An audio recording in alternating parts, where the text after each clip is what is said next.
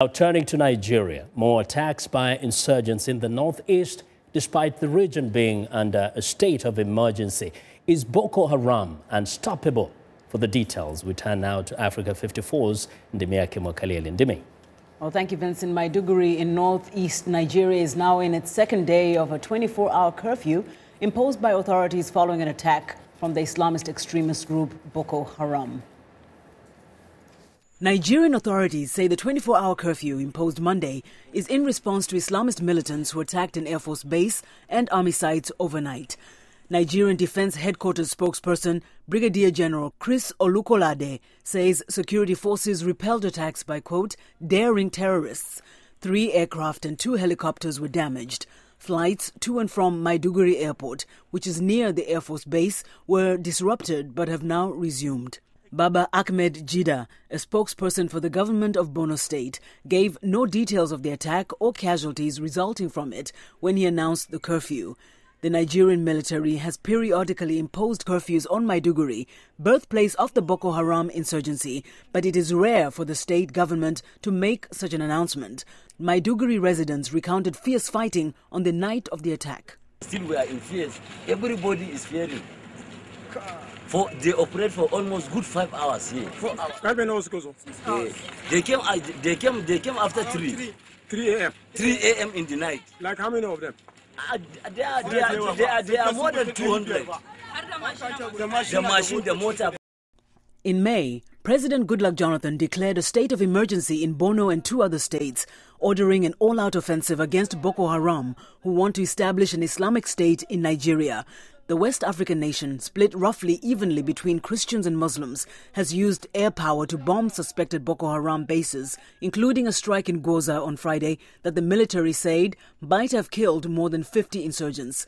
Initially, the offensive appeared to temper the violence as soldiers wrested back control of towns, cities, and stretches of semi-desert in the northeast from the militants. But Boko Haram's fighters have survived many assaults during the 4.5-year-old insurgency.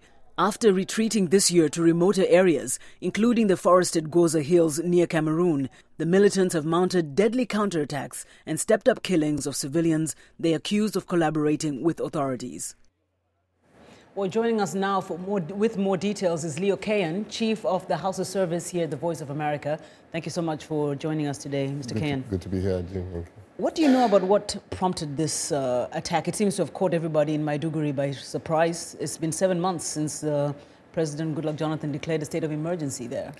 Yes, for some time now we've not heard anything from the cities, that is Maiduguri town, and particularly in the areas that border the cities. We've not heard anything much.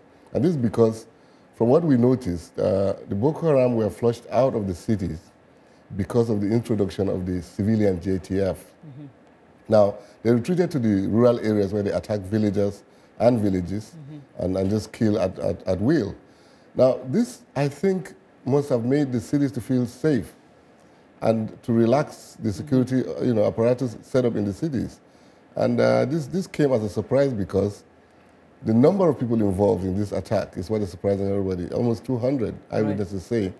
And the targets are also very complicated because they attacked almost simultaneously the Maiduguri International Airport, the Air Force Base, the Army Barracks, the police stations, the highways, petrol stations, and so on and so on, police stations. So these are attacks that are properly orchestrated and by trained people, I believe. So recently, of course, as everyone knows, the U.S. declared Boko Haram a terrorist organization. Yeah. Many had said that this could be a result of it, escalated violence and escalated attacks. Do you think this has any connection with that? Are they trying to, like you just mentioned, some of the areas that they attacked? It's possible, Dim, they're trying to prove the fact that, okay, now that they've declared us international, we'll go international. Because for this kind of attack to take place, they must have been trained. And they couldn't do it, perhaps, inside Borno State. They must have done this across the border, either Niger, Chad, or Cameroon.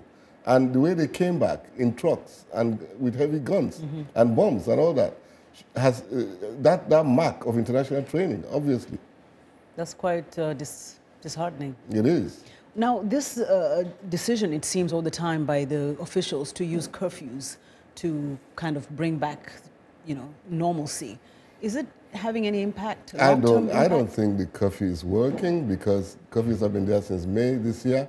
And in addition to that, telephones have been cut, checkpoints increased, more soldiers were added. All that is not working. So something must be wrong. And I believe that the government has to look at the issues of dialoguing on a very serious note now. And of course, there's a committee in place. There's a committee in place, but the committee is not so sure of who is dealing with, apparently. Because the leadership of Boko Haram itself is so amorphous that you can't even tell who is the actual leader of Boko Haram. Shekau says he is. There are others who are saying, Marwana says he is. There are other people who are talking, claiming that they are leaders of the Boko Haram, but you can't really come to any conclusion or any dialogue with anybody on a serious note. Complicated story, very complicated situation indeed, to address. Yeah. But thank you so much for shedding some light on You're that. welcome, dear. Okay. Yeah. And that's Leo Keyen, Chief of VOA's Hausa Service.